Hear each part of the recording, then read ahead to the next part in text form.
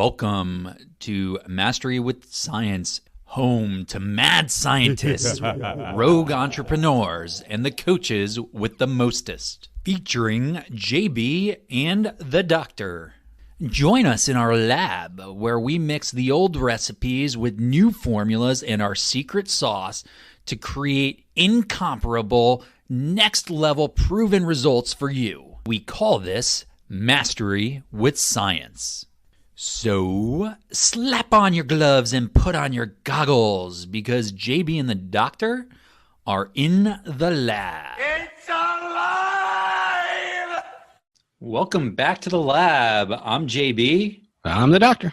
Joining us today, we have Brand Good Time featuring Lauren Bordelon. Lauren is this incredible former agency owner turned marketing mentor working within the creative service-based, passion-driven entrepreneurial space. She focuses on done with you, not done for you marketing, which is a really unique niche today. And her main goal with her clients is to broaden their reach and client base through authentic online marketing strategies that shatter stigmas and educate the masses. By the way, I could repeat that over and over and over again, Lauren. That sounds so cool. Thank you for joining us today. Thank you for having me. It's awesome. I have to say, and we were speaking a little bit before we started recording here, this done with you versus done for you is a really interesting topic, and DWI versus DFY, and it's very different from most, I think, marketing agency owners out there and what they do. Can you speak a little bit to what specifically you mean when you say that, and also maybe in line is what drove you to make that shift in the first place? Yeah, so I think a lot of people would look at the definition of done with you and say, oh, you mean like you're a consultant. Consultants, though, don't really do with you. They tell you what to do. So I decided to kind of blend what a consultant is with an agency, what a normal agency would do with you, and do that with you instead of do it for you. So what I really like about this is I can work with entrepreneurs and very small businesses in this capacity so that they're able to learn and apply themselves. So this was a trend that I noticed when I had my agency. I was really big on education and wanted my clients to understand what I was doing for them. I didn't feel like hiding anything behind doors. So I really wanted to carry that over when I made a huge pivot this year from being an agency owner to a marketing mentor. And my main focus is working with these people in the online space. So most of my clients come from Instagram, they come from Pinterest, they come from website traffic, and it's young female entrepreneurs who have an idea for a business in the service-based industry and really just want to make it happen. So this booming marketplace, young female entrepreneurs, working alongside them as a mentor. You said a few things right off the bat. They struck me like lightning. The idea of being a mentor and taking the mentor role, from my experience in the business world, it's the number one thing people miss and they fail on. That is probably more instrumental in success or failure than people really give it credit for. Having a good mentor to guide you on the way. That's the difference between really accelerated growth in my mind in a business and just keeping your head above water. I love that. And you had this big pivot this year. The Doc and I have had this on our show before. We've talked about pivoting. 2020, depending on when you're listening to this, we all know what happened in 2020. Life-altering, business-altering year. For you, the sale of your agency and the transition to this more DWI mentorship style role. Was that smooth? Was that rocky? Have you come up for air yet? Yeah, it's really interesting. Much like most of this year, it's all a blur because, when you're in one place for extended periods of time, you're like, you can't tell one day from the other. But essentially, I had a client, and this was with my agency, and they were one of my top paying clients. I was having so much fun with them. They were a local tech startup, and they got investors, and the investors were like, okay, and if anyone knows anything about investing, typically investors are in it to sell if they're that involved, and they like things to be in-house because when you're selling a company and working with a business broker, they want to see that most of the business and the strategies are all in-house. So they said, hey, we want to bring it in-house. And I took that as, okay, you probably don't want to work with me anymore. totally fine. I'll give you some recommendations. They're like, no, actually, we want you to come join us. And what about bringing in your book of business? Because the services I had to offer and the clients I worked with really aligned with what they were doing in the tech space. So I said, okay. I mean, they gave me kind of an offer I couldn't refuse. And to be completely honest, I was getting burnt out. I just turned 27. Not that that was that long ago, but I just turned 27 and I was just so burnt out doing the same thing day after day, working 50 to 60 hours a week, working on everyone else's business but my own, and not really working with who I wanted to work with, and always wondering where my next client was going to come from. So I said, okay. And it was a little tragic. I was really upset, I think, to hang up my business, but also really excited for a new opportunity to sit on a high position on a new team and really grow a company that I truly believed in. But then 3 weeks later into the company, I noticed some things were just not right. I wasn't privy to a lot of information that was happening. And then I got a phone call that you never want to get while I was picking up my dog's poop, literally. I got a call and it was like, by the way, your last day is today. And, Wow. what's your address? We'll send you your final payment. And that was it. But what's really funny, I could probably talk about this now, is I kind of had a feeling, I always had like this strong gut instinct. I know when things just don't seem 100% right. And I'm also just not really trusting when it comes to business most of the time, especially in partnerships, because no one's gonna appreciate or work on your business as hard as you are. And I worked really hard on my business. So I already had the idea to continue to consult with people. So I had hired a branding team to help me come up with a name for that. And this was literally just going to be on the side, maybe a little bit of extra income every month. So as soon as I got the call that you no longer have the job, I called my branding team and I said, full steam ahead. Like, we need to make this bigger and better than what I even thought. Like, we're launching a new company. I'm going to go full force. And I have not looked back. It's only been a growing journey that's just been so amazing and fun. I'm working less. I'm making more. Like, I've tripled my income from last December to this December in terms of like December over December. Like, I had my worst December in history last December as an agency. And this year I've tripled what that even looked like. So it was rocky at first because it was definitely unsure and scary, but I was overall so excited and knew that like this was my opportunity to do what I really wanted and not be held back by anything. I have a few takeaways from listening to you, and some things you said really struck me. You talked about working in your business versus working on your business. Yeah. And it's interesting that a sale and then a subsequent being let go, which could be, pretty traumatic, ultimately ended up giving you the vehicle and the impetus to really get to work on your business and turn it from something where you could triple your revenue. And I mean, that's astonishing because you're talking half the year you were able to do this. So I took that away and I just thought that was really incredible. And kudos to you, Lauren, for taking something that really could be an opportunity to wallow, to get bummed out, to get exhausted. And I did. I mean, don't get me wrong. Actually, you saying that reminded me, I think I spent a week kind of in disbelief and unmotivated to get going because it was such a shock. Like, I'm not a sociopath. Like, I feel things, so I got the news and I was like, I think more than anything, I was overwhelmed because I knew what was ahead of me. But after I let myself kind of wallow for that week and go around telling everybody I was unemployed, I thought that was so funny. I'm like, I'm unemployed now.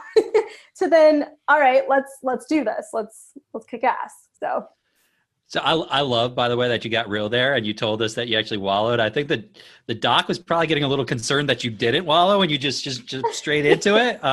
So good. We like hearing that. Wow. So, your brand is Brand Good Time, and yet you hired a branding team to help you out. For our listeners who are probably thinking to themselves, well, that seems a little crazy. To me, it seems brilliant. So can you talk to me a little bit about that into the doc? Because I think for a lot of people, that's not the first thing they would think of, is to hire somebody to help them out and kind of in the world you're already in. Yeah, absolutely. So time is money is one of my big things. And I'd spent 60 hours building my website and many, many more setting up a content strategy and doing all the things I knew how to do really, really well in terms of digital marketing. I'm extremely creative, but when it comes to creating, I mean, I have a degree in graphic design and communications. Like I could have done my own branding. But at the end of the day, I had a big vision and I didn't think I was going to execute it with enough time. I thought it was going to take me 2, 3, 4 times the amount of time to get something perfect the way I wanted it to be. When I had been working with a graphic designer who had just partnered with a writer, company name is Yeah Right. They're local here to Fort Lauderdale. They're absolutely amazing. But they partnered together and I think I was their first client. And I was just like, I know you guys, I love you guys both. Let's go all in on this. Like, help me build the brand of my dreams. This is my vision. And I was just very explicit, very particular. And it was really cool because I got to be on the other side now. I got to be the client. I got to get treated like royalty. And I think it also taught me like really how you treat your clients and how you want to be treated. That'll stick with me forever. But outsourcing that piece was huge. And to be honest, I did that with my last company too. I outsourced my website there at the end because I was spending way too much time on it. I hated it. And I was way too involved in my client's business. So if there's any takeaway from this, sometimes in your own industry, it's good to work with other people who have a little bit more expertise than you to really get you to where you want to be, which is kind of the idea of a mentor to begin with. You want to work with someone who's 2 steps ahead to get you where you want to go faster. I think our audience needs to rewind and listen to that again. Real wisdom there, Lauren. You know, I love when we have guests on our show because it doesn't matter to me how young or old you are. There's a lot of very wise things that we pick up over the years, or some of us just naturally have. And on the business side, to recognize that your capacity is what it is, and your goals don't always allow for you as an individual to do everything. And so picking and choosing where you invest your own time and where you invest in others for your business is just so insightful. So I really do hope all of our listeners take a step back and re-listen to that. I think that's an absolute gem. Doc, this is really interesting to me. Lauren talked about becoming a client and seeing it from the other side. What kind of difference does that make for a business owner to get that sort of perspective in your world? It's free education, right? Or paid education, but it's still free education because you're getting not only the value that they're giving you with the product that they're supplying, they're also giving you some tips and techniques that you're going to pick up naturally on your own.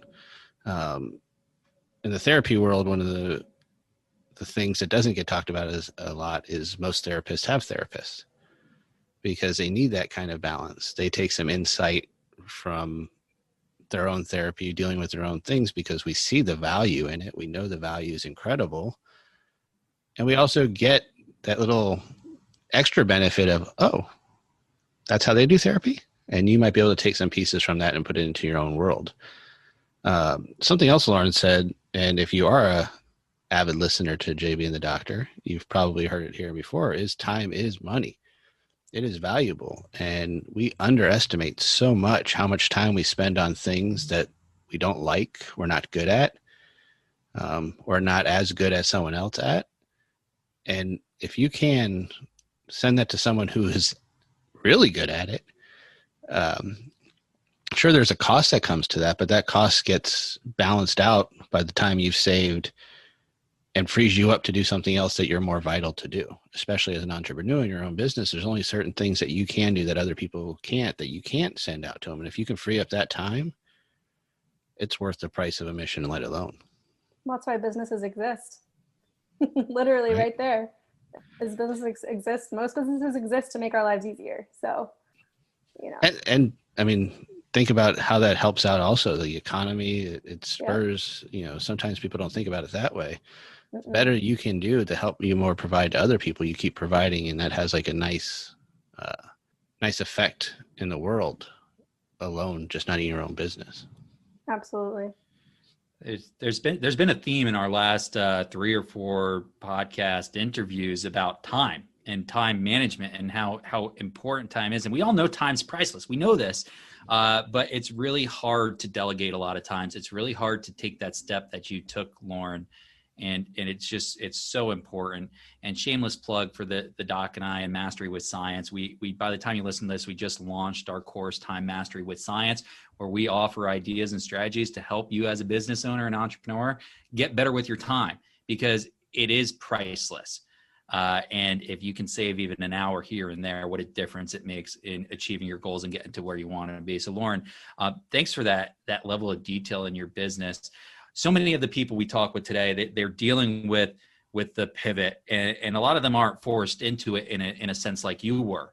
You had been building this out a little bit even before you were put in that position. But for any of our listeners who were kind of forced into it like you were, you mentioned that period of time where you wallowed and you took about a week. What snapped you out of that? I'm curious. What really kind of got you to like, I need to move now? Just gonna say tequila. I hope so. That's great. I have a tequila thing that's happened over quarantine. I was buying a new bottle every Friday. But to answer your question, it was too much tequila and not enough money to buy tequila. So that'll do it. Well, it was like the lack of the consistent paycheck. Honestly, it was okay. Well, now I need to get back on a schedule of paying myself. To pay myself, I need clients. I was able to get my clients back. And that was the other thing, was a few of them in some capacity. So that was also like a huge motivator, because I couldn't just stop. I had to keep working for them. And they were all thrilled that I was back. One of them even said to me, she's like, Lauren, I had a whole therapy session dedicated to how like you weren't going to be able to work with me anymore. So, like that's really ultimately what pulled me back, was money, and obviously the clients I loved working with, and knew that at this point, like I had a choice, and I could continue to work with people I love, or I could lose them. And then what, so that's the other thing, is like failure is not an option for me. And so thus I was like, I need to get back on my feet. Wow. How validated did you feel hearing that from somebody? Like very validated. I'd be doing a dance. I'd be like, yeah, that's right. Exactly. It was pretty close to that. That's, I don't know that there's much of a better compliment that you can get. I went to therapy over you. Yeah. I was like, I'm so sorry you spent money on that, but I'm back. Now you can spend money on me where it should be spent. Right. That's fantastic. Talk to me a little bit about the market. So you work with young entrepreneurs, specifically your niche really is young female entrepreneurs. What's drawn you to that? And personally, what kind of satisfaction do you get out of helping out entrepreneurs that are young women and aspiring and growing their businesses? Yeah, so I, and especially in my space, like to say that, and like to think that your niche is some version of yourself. It's where you were at one point. So my niche is young female entrepreneurs who have no idea where to turn. They've started their business, and they started it out of like a fuel to help people make a difference. It's very passion driven. It's bigger than themselves, essentially. Like they're not in this because they want to make money. Ultimately, they're in it because they truly want to help people. Pause, because I forgot the question. Just what drew you to working with them? I think you've done a nice job of answering it so far. Okay, cool. Okay, so really what drew me to working with them is because I was there. I didn't have a mentor. I made some bad business decisions in who I did want to work with. I definitely got duped. People stole my processes. I didn't make people sign NDAs. I was a guinea pig for multiple different coaches just because I thought, well, it's free and this could work. Like I never truly made the investment in myself. And I spent 5 years building a company that I ultimately ended up selling because I just wasn't happy. I wasn't doing what I really wanted to do. So I want to ultimately help people younger than me figure that out quicker. One of my favorite clients right now, she's 18 years old. She lives in California. She started her graphic design business as she's starting college, and she's crushing it. She's like in a place where it took me forever to get. that's exactly who I want to work with. I don't want it to take years for these people to figure out what they're doing, who they're helping, making money. I want it to be quicker for them, and it doesn't have to take that long. My missing link was not having a mentor, not having someone who had been there and done exactly what I wanted to do. And I didn't even know where to look for that. I was Googling, I was going on Pinterest, I was Googling. Instagram didn't have that like SEO features and capabilities it has now. So I was truly lost. And it's just the way we are today, the way the internet is today, it's so much more accessible. So that's what I want to be to people. I think that's really inspiring. And if we do have listeners out there that are in that demographic, I mean, you're talking young, you're talking fresh, and from an 18-year-old's, a 21-year-old, a 25-year-old's perspective, 5 years is what you took to build the business just to sell it because you weren't happy. And that time, and I'm not suggesting it was wasted at all, Lauren. You learned a lot, and it's brought you to where you are. But clearly a lot of failures, a lot of challenges, a lot of mistakes that could have been avoided with the proper mentorship, which is the value of a mentor. Yeah. I mean, wow. Yeah. I didn't know about time management. I didn't know about segmenting my email inbox so I could be more productive. I didn't know that I didn't have to trade time for money all the time. I didn't know that I didn't need to work 60 hours a week to feel successful. It's just so many things where I'm like, oh God, you were so dumb. No, I'm just kidding. It's like, how was I supposed to know? I had no one to tell me these things. So that's what I want to be. If you could turn back to yourself and go back in time, what's the one or two things you would really say to yourself right from the get-go? You need to do this, or you need to do that. Do you know what they are? Yeah. Don't listen to somebody just because they're older than you without first making sure they have the credentials to advise you is number one. So really do, like, even if someone were to come work with me, like, I want you to ask me questions. I want you to feel like 100% sure in what you're about to invest in, and that I can take you down the path you want to go. And that's almost why my niche is so specific, because I've been there. I've been able to help people there. I've been able to grow my business that way. So that would be one. The other one would be just be really selective who you choose to work with. So contractors, employees, really just make sure you have a good handle on what you're doing. And when you're ready to outsource, do not neglect the legalities of some of the things you're doing. Get NDAs, sign contracts, protect yourself as a business, because there are people out there who will screw with you. You can get screwed over in projects and contracts. People will take your processes, and really at the end of the day, what you have to offer, you've worked so hard on. So don't let somebody take that from you. This almost reminds me of, the story of the Phoenix a little bit, where you kind of got burned and you rose from the ashes. For people who have been taken advantage of, who have dealt with what you've dealt with, I think what you said resonates really strongly because they felt the pain. For a lot of our listeners that haven't dealt with legal issues or the stress, whether you're right or wrong, the stress of dealing with legalities and with other people, I can speak from personal experience myself, is just incredibly challenging. I had it early on in one of my first businesses in the real estate world. And if any of our listeners have ever been landlords, then maybe you've experienced things like this too. It's protecting yourself. You save yourself a lot of time and money and stress. And stress, unfortunately, is one of those nasty things where it's going to cost you time and money in of itself. So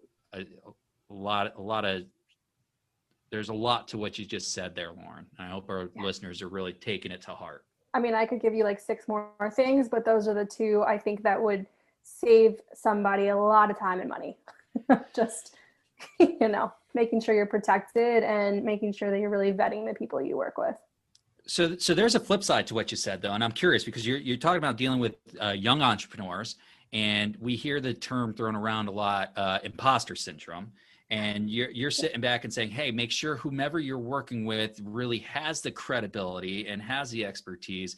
How do you, as a young entrepreneur, overcome that concern from your own clients and how do you help your clients overcome that within their marketing? Because I think that's a real challenge when you're young, is getting people to believe in you, in your business, and what you stand for.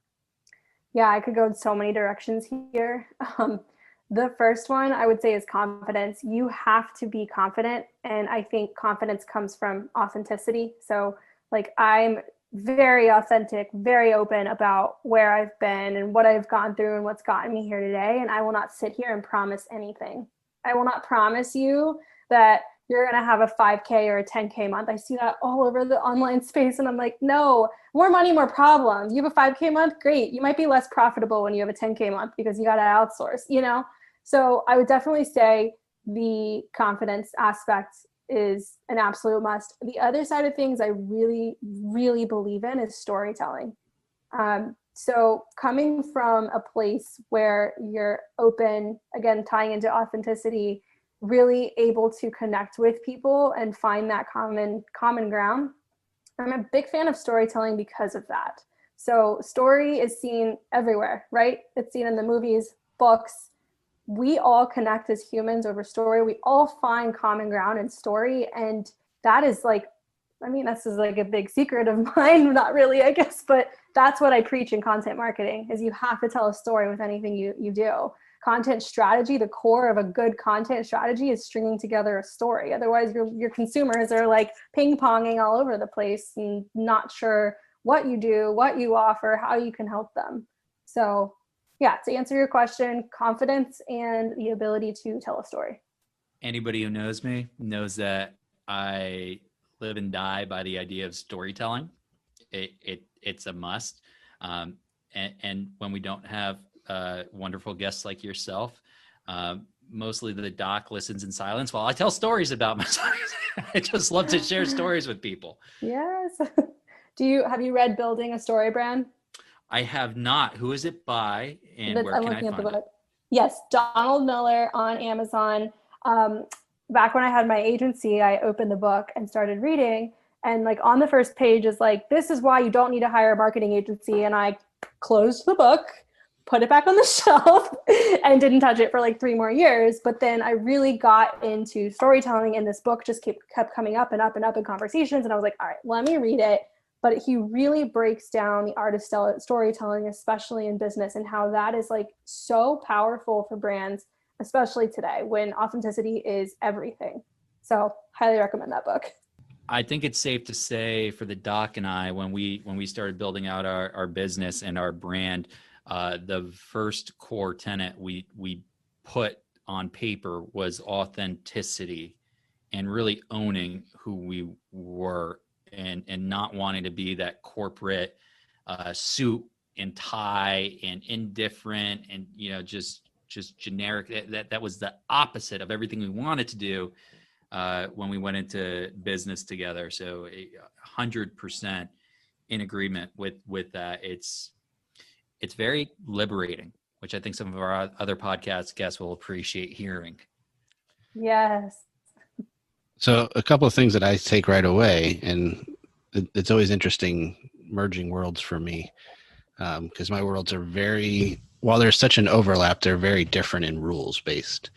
So the authenticity part, and the not, like what you said, Lauren, about those fake offers out there, like that hits really close to home, because as a psychologist in the therapy world, we're not allowed to talk about results at all. We really can't even do any kind of advertisement. So we're so limited on how we get our message out there to people, which is one of the challenges and why there's so much stigma still attached to that field. But I almost overcompensate about not delivering results, or we're not allowed to talk about that because I'm just ingrained in that something I can't do. So that's been one of my adjustments is, oh no, we need to talk a little bit about where we can get you. I just don't promise you anything that's not true. And then the flip side to that is storytelling. Like that is one of the challenges, and JB laughs at me all the time because he always like, tell me a story. I'm so also ingrained in my world that we don't tell stories. We listen and we reflect. So it's always a learning. Every time I hear this on the podcast and talk to great people like yourself, it keeps reminding me that those are my skills that I need to work on, because I'm so ingrained in a different world that served me so well that it's just so opposite. But it's interesting to see that kind of, and putting it out there for people that are in positions where they have to be more guarded, that it's okay to sometimes find a way to let it out. You just have to get creative and different. Oh, absolutely. And especially in your space, I'm in legal space too. So lawyers have the same issue in advertising policies. I say push the boundaries, like go as far as you can before you get in trouble to really just show, share your story, share a story, and really put yourself out there, because I could count on one hand how many people I know really doing that well. So in both of those spaces. So yeah, absolutely. I think you just go for it and, condition yourself to be more comfortable doing that. Yeah, I'm definitely a big fan of gray areas and pushing boundaries. I kind of have that sense in the therapy world. When I talk to other therapists, they're kind of known for that. But you do that. I'm like, no one told us we can't. We were told, it's like that misinformation sometimes that we get told that we're talk about things that are not really true. And in one of our previous podcasts, we were talking a lot about that fake rules, that they're kind of just arbitrary rules. And some rules are in place for very good reasons, especially in the therapy world, but a lot of them are just arbitrary that we believe to be true rules because one person told us that sometime once, and it's just really not accurate. They're really not a rule. It's just someone's idea. Right. Yeah, it's I appreciate it too. Coming from the financial services world, you are really confined with what you can say and do. I mean, incredibly restrictive to the detriment of the industry, I think, in a lot of ways, because there's a lot of people in the industry for really good reasons with really good stories, and you never really hear them. But there are always ways to brand yourself. There's always ways to tell a story and put yourself out there in a way that's going to stick with people. It may be my favorite thing in what the doc and I do today is we really don't have any restrictions in what stories we tell or how we tell them. I think both of us very much believe in authenticity and being very real with ourselves and the people that we talk to. So to that extent, I think, we don't just make up stories, but it's so freeing for me and empowering. So the story on the sales page about how you are terrible with time management, I really enjoyed that. Is that authentic? Is it 100% true? Is it ever? I mean, gosh. And I actually, That's a good one. Not even kidding. I think I wrote in there, hey, I've never put this out in public. It's, you could call my mom up on the phone and she'd be like, oh yeah, that was him. Oh my gosh, that's so crazy. But I mean, it's like we're all, masters of our, worst traits, right? Eventually, like you learn and you grow and what, you had the drive to be successful. So time management was what was going to help you get there. Yeah, it's amazing. Yeah. And like you, I think there's people out there where why go through years of agony and delays if the resources there, take advantage of it, because you can really just accelerate everything you're trying to do if you just take advantage of the resources out there. 100%. Someone already went through the struggle, so you don't have to. Now you take advantage of that. You take advantage of their struggle and you appreciate them and you bring honor to their struggle by listening and learning. Right. Yeah. Like no need to reinvent the wheel. Yes. Yeah. It's so important. So we're not the only ones with a nice offer out there though, Lauren. Why don't you tell our audience a little bit about what you have available for them? Yeah, so right now I am working on a group program for 2021, but in the meantime, I have what's called the Efficient AF marketing method. I like to speak in millennial terms. I am a millennial, judge me. But basically, it is a perfect blend of a tiny bit of a taste of time management as it pertains to content marketing, as well as content marketing strategy prompts to really help you get you in a place of feeling comfortable and confident to start executing content from my perspective. So it's about a 10, 12 page workbook. You can edit it on your computer or you can print it out if you're like me and like to have everything in your hands. And I think it's an absolutely amazing resource. And they can find it at your website, brandgoodtime.com. Is that right? Yes, you can find it on my website, brandgoodtime.com. Perfect. And that will be in our show notes as well. Yes. Yeah. So I just want to give a little shout out to Lauren too. We are currently working with her and her beautiful as F work. It doesn't work as well when I say it for some reason. AF. Well, the A stands for F, so I can only abbreviate one word at a time. Oh, I see what you're saying. You can tell who's not a millennial. Yeah. But the idea behind it too, and it was one of those things, is our VA is amazing. Shout out to Annabelle, and has in the last month or so taken over the social media aspect of our business as well as everything else she offers. And we really wanted to get her streamlined, and I didn't want to sit there and do it again. And I'm not the expert at that, so I reached out to an expert that I know and had a great offer going way back on Black Friday. It seems like so long ago, and took advantage of it. And working with Lauren's been wonderful. Awesome. Yeah. And I'm really excited to help you guys put that together too. Content strategy is something I'm so passionate about. So here for it. Yeah. And if there's anything any of our listeners need to take from this is we're not kidding around when we say, listen to what Lauren has to say, because we do, and we are taking advantage of her expertise because we don't have the capacity to do it ourselves, and we know she does an incredible job. Thanks, guys. Lauren, thank you so much for joining us today. We really appreciate it. Hope you enjoyed it. And just a quick filler in, if you guys aren't on her Instagram page, if you didn't get my tequila reference earlier, one of the greatest things that got us through last year in COVID was Lauren had a fun tequila Friday every Friday. So I would always check in to see what kind of tequila I should be drinking next. So that was a little shout out to her Instagram. Thank you. And if you guys don't mind, I really want to plug your offer for the time management. Plug away. Okay. And I just want to say that I'm really excited. I not only won the giveaway that y'all had, but I purchased your course on time management. I already practice it myself, but I am a student and I like to learn and grow. So I'm really excited to dive into that when you guys release it.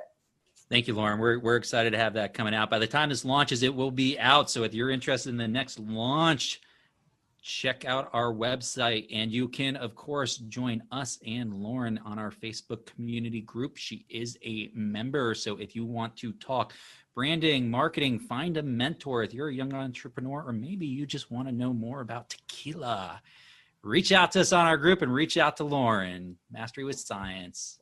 Thanks, Lauren. Thank you for joining us. We appreciate it. Thank you so much for having me. Thanks, Lauren. Bye-bye. I loved hearing from Lauren, Doc, and Brand Good Time about her journey, her changes in 2020, the shift from being an agency owner to selling, and then finding out the role is eliminated out from underneath her. And then boom, 7 months later, look at where she's at. Incredible. Yeah, I think Lauren's energy is infectious too. I think that's one thing that really stands out with her is she just has this energy that kind of, even if on just a podcast, you can just hear it in the voice come out. And if you go check out her Instagram, it's definitely there too. Yeah, she's got such a great market too. Her willingness to act as a mentor, which I'm a huge advocate for, to really work with younger professionals as they're up and coming, young female entrepreneurs. There's just this real big need for that. And talk about a challenge to work with though. Young entrepreneurs just right off the bat, they don't even know what they don't know. Challenge, you say?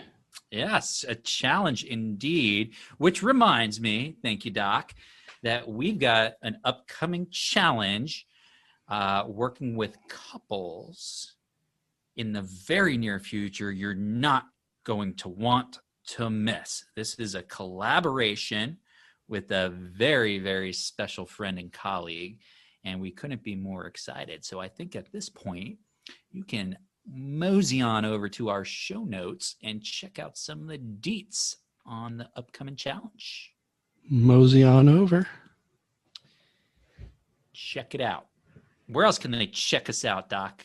You can also mosey on over to the interwebs and find us on YouTube Instagram, Twitter, LinkedIn, Facebook, and of course, the most important, most valuable tool for you, our Facebook open community group, where you can ask questions, give feedback, get feedback, and awesome deals for upcoming courses.